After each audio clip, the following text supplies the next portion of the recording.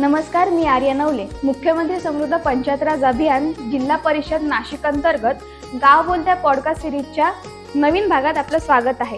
तर आज आपण नाशिक मधील जानोर येथे आलो आहोत. तर जानोर येथील सरपंच, उपसरपंच आणि ग्रामपंचायत अधिकारी यांच्याशी आज आपण संवाद साधणार आहोत.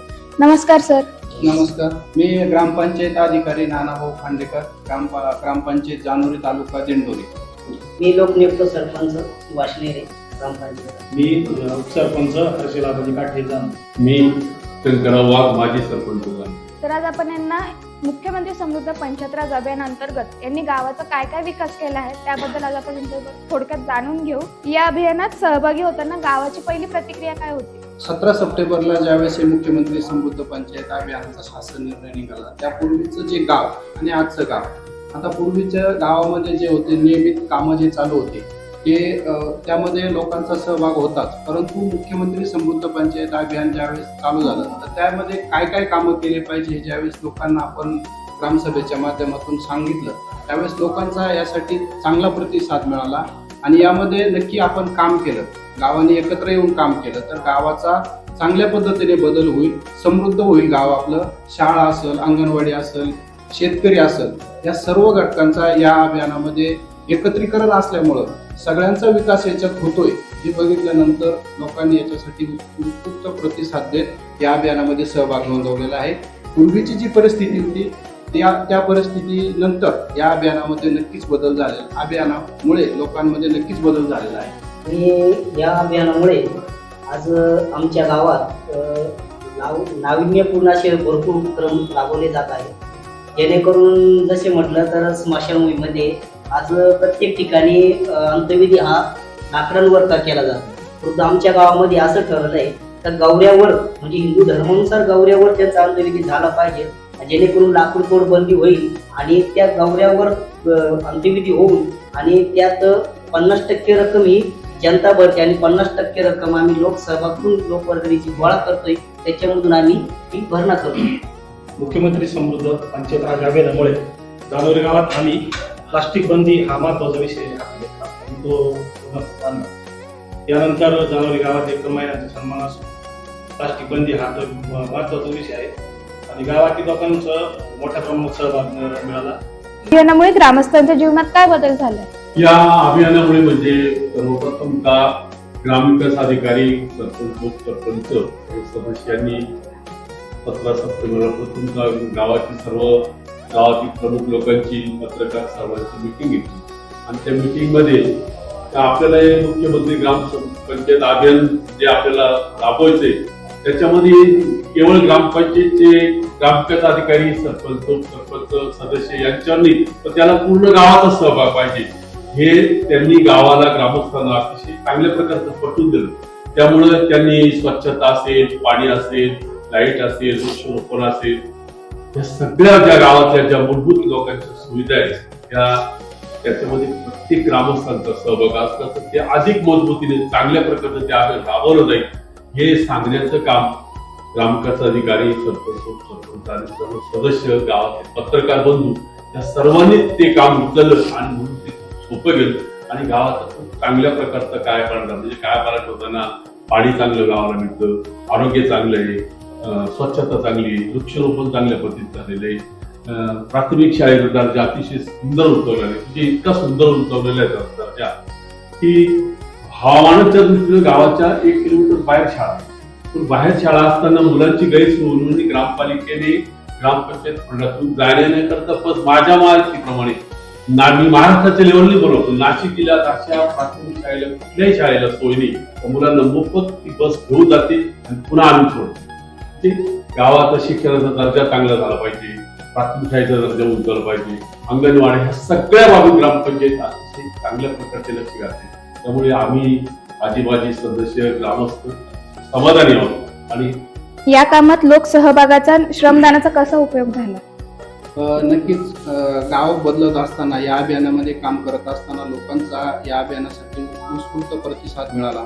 याच्यामध्ये आठवड्यातला एक दिवस लोक श्रमदानासाठी येतात. आमच्या ग्रामपंचायतीमध्ये जे घंटागाडी असेल किंवा इलेक्ट्रिक ई व्हेकल असेल या माध्यमातून गावातून पूर्ण स्वच्छता केली जाते. त्यामध्ये माध्यमिक शाळा असेल, जिल्हा परिषद शाळा असेल या मुलांचा सुद्धा सहभाग होतो.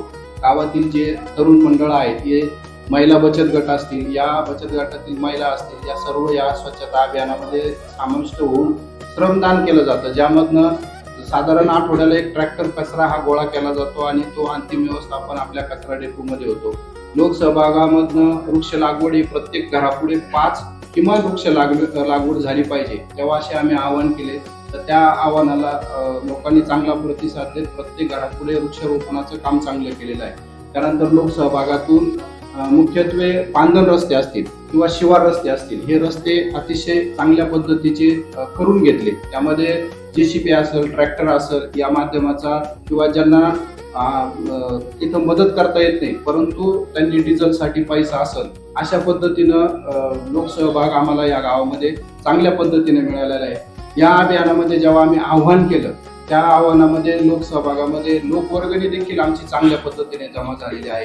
त्यानंतर सुंदर अशी अभ्यासिका सुरू झाली. त्यामध्ये आता आमचे MPSC UPSC जे अभ्यास करतात मुलं गावात, जे बाहेर गावी जात होते, त्यांना गावातच अभ्यासिका उपलब्ध झाल्यामुळं त्यांचं एक समाधान तिथं झालेलं आहे. त्या ठिकाणी आपण इंटरनेट आणि PC जोडून त्यांना नेटवर देखील अभ्यास करता येईल अशी सुविधा या माध्यमातून सुरू झाली. यासाठी सुद्धा मोफत पुस्तकं लोकांनी उपलब्ध करून दिले. हा एकल महिलांचा जो विषय आहे तो देखील ओंकार पवार सरांनी मांडला आणि त्या माध्यमातून आमच्या गावामध्ये 360 एकल महिलांचं नोंदणीकृत रजिस्ट्रेशन केलं.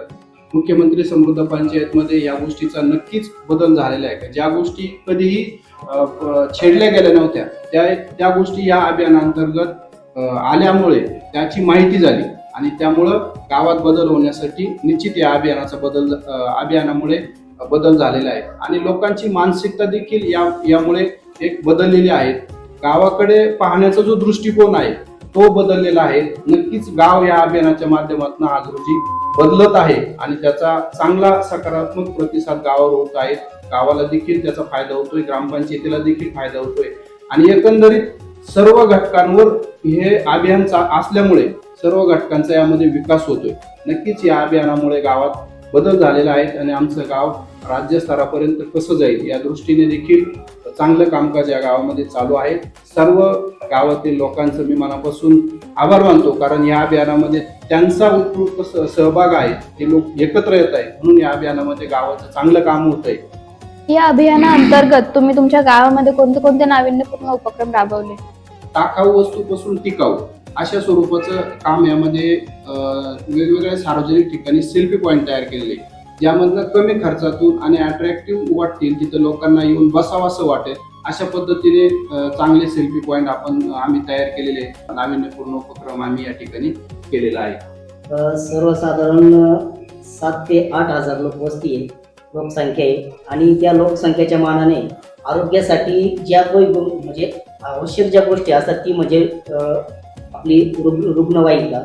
तर रुग्णवाहिका आम्ही आमच्या गावातील सर्व लहानापासून तर मोठ्यापर्यंत लोकवर्गणी गोळा केली आणि त्या लोकवर्गणीतून एक रुग्णवाहिका खरेदी केली, जेणेकरून कोणत्याही रुग्णाला म्हणजे आपल्या जवळ सिटी एरियामध्ये जर न्यायचं असेल तर स्वतःची रुग्णवाहिका असली तरी इतरत्र धावपळ करता येत नाही आणि त्यानुसार आम्ही ती नाविन्यपूर्ण असं उपक्रम राबवून तो आम्ही एक रुग्णवाहिका खरेदी केली आहे. दुसरी गोष्ट म्हणजे एक बहुउद्देशीय हॉल तयार केला आहे, जेणेकरून कोणत्याही प्रकारचे प्रशिक्षण असतात ते प्रशिक्षण या ठिकाणी घेतले जातात. त्यापासून आमच्या गावाला उत्पन्नात वाढ झाली. जानोरी गावात आम्ही प्लास्टिक बंदी सुरू केली. आठवडे बाजारात स्वतः आम्ही फिरून प्लास्टिकच्या पिशव्या गोळा करून त्यांना कापडी पिशव्यांचं वाटप केलं. मेडिकल असो, किराणा दुकान असो, चहाच्या टपरीवर ते प्लास्टिकचे ग्लास सुद्धा आम्ही कॅन्सर सारखे आजार होतात अशी लोकांना प्रसिद्धी करून ते ग्लास पण बंद केले आणि जानोरी गाव पूर्ण प्लास्टिक बंद केले. खूप खूप आभारी साहेब, तुम्ही आम्हाला वेळ दिला, तुम्ही तुमच्या गावाबद्दल आम्हाला माहिती दिली. धन्यवाद.